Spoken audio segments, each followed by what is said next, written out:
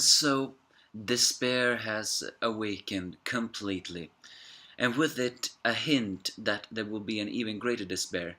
He finally dropped his charisma and showed his true feelings. What is said about humans may be true, but in the end, Licht, you are not so much better than the humans you have grown to hate. I mean, you may pull out the things that humans made me this way, and that is true, but that's the thing. You could have chosen to just do whatever you want and get away from human life forever. Instead, you choose to take revenge on humans because you thought they were selfish, egotistical, and everything else. And yet you look down on people with no mana. You look down on people that show kindness. So I'm just saying, you are not so much better than the humans you claim to despise. Yes, this is the Black Clover chapter 146, no, file 147. Allow me to summarize this chapter in one thing. It appears the Magic Emperor is gone.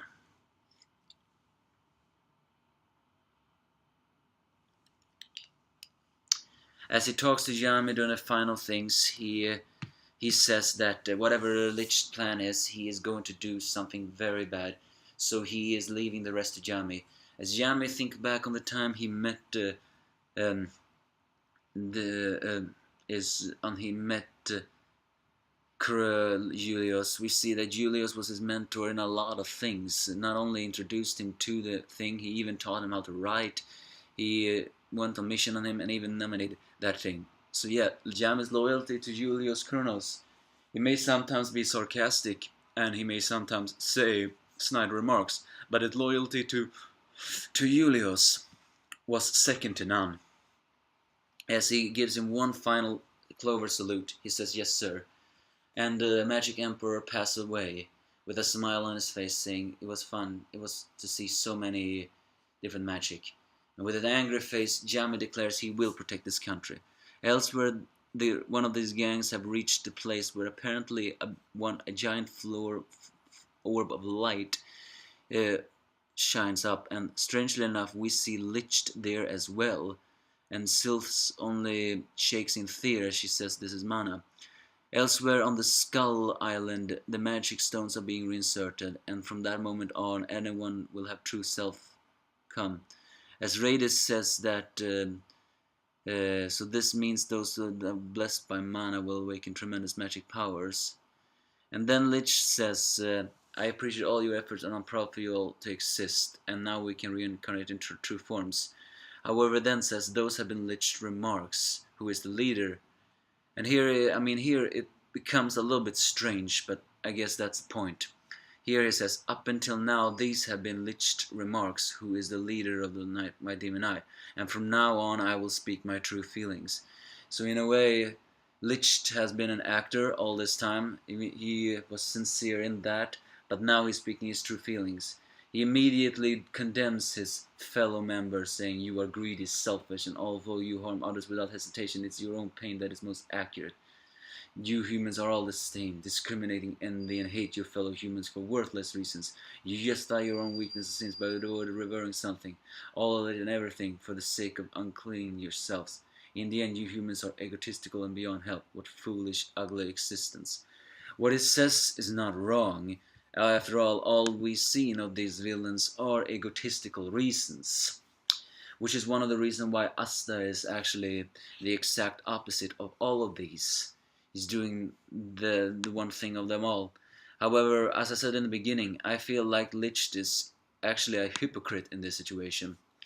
He is egotistical because he wants to take revenge on humanity that doesn't even have anything to do with it. That he targets. He says humanity is egotistical, and while many are, he is talking about those that are in power, those that actually reveals not everyone in the world is egotistical. Um, then he says, "Attack your fellow humans." I mean, they do, but some do that for sport. Others do that because they have nothing better to do, and others do it for sadism, of course. So that's really bad. But in the end, everyone works together over it all.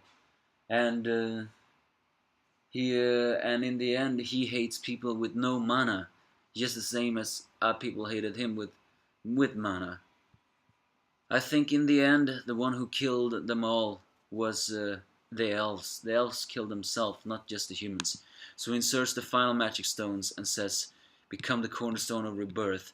And with that, a magic suddenly spreads all across the place, as Juno suddenly sees the light orb change, and the body that is Licht appears, and with terrifying magic power. However, Juno just suddenly stares at it, as if he is entranced in it. So what, are you telling me that the theory is correct, that Juno is the lost child of Licht and that human princess? Are you actually telling me that is true? Because the way he gets entranced by this magic almost seems to suggest that he is going to, well, pull a heel-face turn or anything.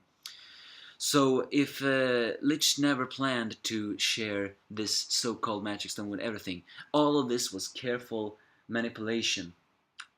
Well played, Lich. Well played. I mean, it wasn't that difficult to manipulate these arrogant people, because again, everything Lich said about the White Knight Demon Eye members were true. So I cannot condemn them, but I still can say he's only talking about a minority, not the other. And also, he wants the revenge. Why does he think the elves were any different than he was? Especially of his story, being worshipped like gods like that. They could have chosen to escape, but in the end he let his hatred consume him. And the only one who can stop this now is Asta, and he's probably going to stop it in a way a lot of people are going to feel like is corny. But why is Juno being entranced?